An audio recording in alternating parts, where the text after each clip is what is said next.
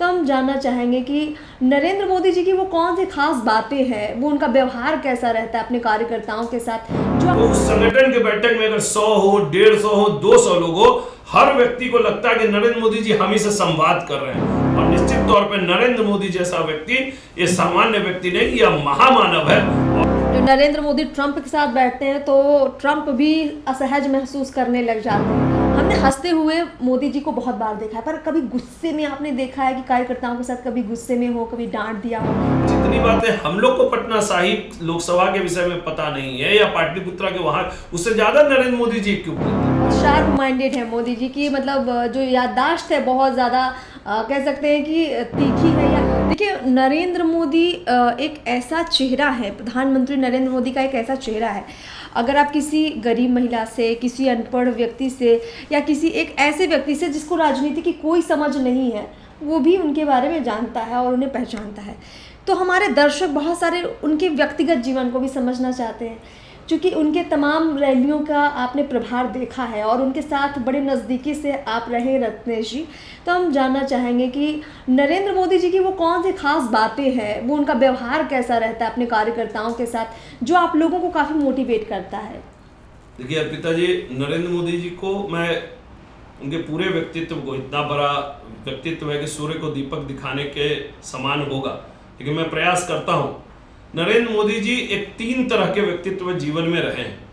एक प्रचारक के जीवन में लंबे समय काम किया उन्होंने, लगभग 20-25 वर्षों तक, 15-20 वर्षों तक। उसके बाद गुजरात के मुख्यमंत्री के रूप में उन्होंने लगभग 15 वर्षों तक, और उसके बाद प्रधानमंत्री के रूप में काम कर रहे हैं 11 वर्ष तक। तो लगभग 25 वर्षों तक किसी एडमिनिस्ट्रेशन को हेड करने का उनका एक अनुभव रहा है। और भारतीय जनता पार्टी में संगठन महामंत्री के रूप में भी उन्होंने 10-15 वर्षों का लंबा काम किया है। तो एक व्यक्ति जो समाज के बीच काम किया हो, एक व्यक्ति जो संगठन के बीच काम किया और एक व्यक्ति जो सरकार के बीच काम किया, तो एक ऐसा बहुआयामी व्यक्तित्व है जिसके बारे में बहुत सारी चीजें मैं बताना चाहूंगा।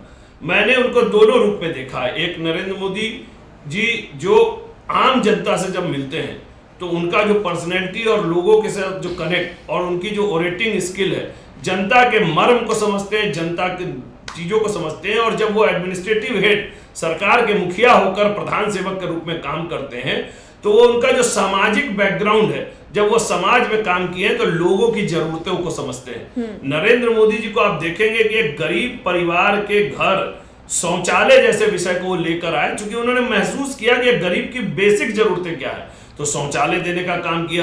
शौचालय देने के बाद उन्होंने उसको घर दिया। घर देने के बाद उसको उज्ज्वला योजना के माध्यम से चूल्हा दिया।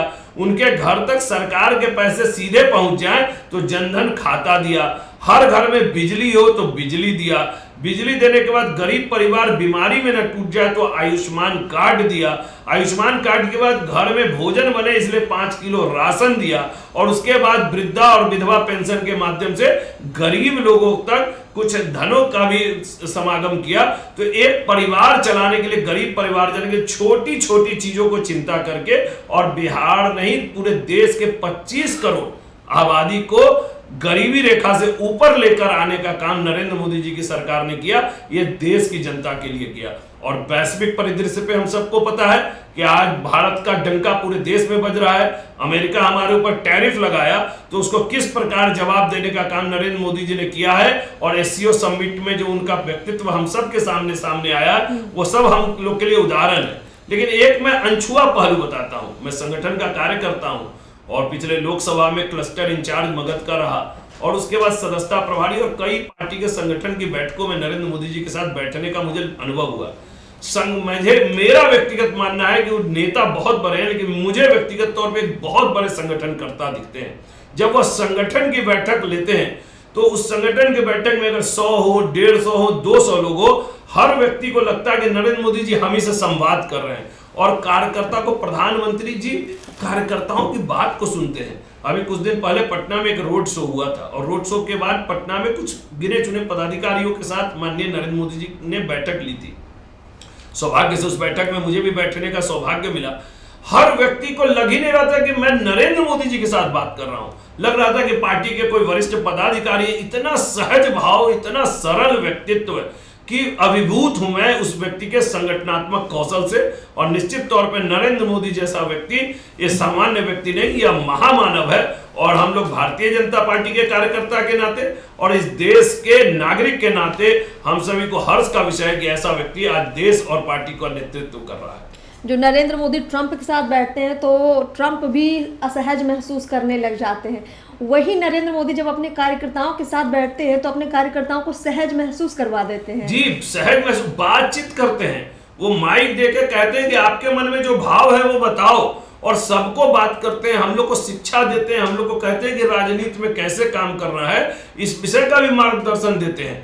तो जो व्यक्ति संगठन, सरकार, देश और देश के अंतिम व्यक्ति का व्यक्ति उसकी भी चिंता करता हो, वो व्यक्ति के बारे में जितना कहा जाए वो कम है। रत्नेश जी, मोदी जी के बारे में लोग बहुत कुछ जानते भी हैं और जानना चाहते भी हैं, मगर आप सवाल करो, हमने हंसते हुए मोदी जी को बहुत बार देखा है, पर कभी गुस्से में आपने देखा है कि कार्यकर्ताओं के साथ कभी गुस्से में हो, कभी डांट दिया हो, या आपके साथ कभी कोई वाकया ऐसा हुआ हो? नहीं, नरेंद्र मोदी जी का यह स्वरूप तो हमको अर्पिता जी कभी देखने को नहीं मिला। लेकिन मैं एक अनुभव आपको साझा करना चाहता हूँ। लोकसभा का 2019 का चुनाव था और बिहटा एयरपोर्ट पे पाटलिपुत्र की सभा के लिए नरेंद्र मोदी जी आए थे, और नरेंद्र मोदी जी वहां पर अपने सर्विस प्लेन से लैंड किए और उसके बाद उनको हेलीकॉप्टर से अपनी अगली सभा में जाना था। तो उस बीच में हेलीकॉप्टर को रेडी होने में 2-4-5 मिनट का समय था। हम लोग उस समय प्रांत के बड़े साधारण से कार्यकर्ता थे, हम लोग मुश्किल से 10-12 कार्यकर्ता थे। नरेंद्र मोदी जी को जहां लगा कि उनको 2 मिनट रुकना है तो उन्होंने हम सभी को अपने पास बुला लिया, सुनो सभी तक, और हम सभी से इतना सरल भाव से चर्चा की, अच्छा तुम क्या हो। तो उस समय मैं पटना साहिब लोकसभा का प्रभारी था, पटना साहिब में कैसा चल रहा है, रविशंकर जी की कैसी स्थिति है। हमारे साथ कुछ पाटलिपुत्रा लोकसभा के भी कार्यकर्ता थे, उनसे पाटलिपुत्रा लोकसभा का विषय लिया, और लिया तो हम लोग को लगा कि जितनी बातें हम लोग को पटना साहिब लोकसभा के विषय में पता नहीं है या पाटलिपुत्रा के वहां, उससे ज्यादा नरेंद्र मोदी जी इक्विप्ड थे। तो मुझे यह जानकर घोर आश्चर्य हुआ कि 543 सीटों पर हम लोग चुनाव लड़ रहे हैं और उसकी बेसिक जमीन की एक एक मुद्दों की उस व्यक्ति को जानकारी है। तो उनके अध्ययन से हम लोग अभिभूत थे, और हम लोग के कार्यकर्ताओं के साथ हम लोग को लगा ही नहीं कि देश के और दुनिया के इतने सर्वश्रेष्ठ बड़े नेता से हम लोग के साथ इंटरेक्शन हो रहा है, और इतनी सहज भाव में उनके साथ हम लोगों ने बात करने का लगा, और लगा कि हम लोग के बीच के कोई अभिभावक है जो हम लोग का मार्गदर्शन कर रहे हैं। बहुत शार्प माइंडेड है मोदी जी की, मतलब जो याददाश्त है बहुत ज़्यादा कह सकते हैं कि तीखी है, या ऐसी है जिसमें सब कुछ समाहित वो कर लेते हैं। मतलब याददाश्त तो निश्चित तौर पे नरेंद्र मोदी जी का याददाश्त तो बिल्कुल एक संगठनकर्ता के रूप में जो व्यक्ति को मिल लेते हैं निश्चित तौर पे उसके नाम के सहित याद रखते हैं।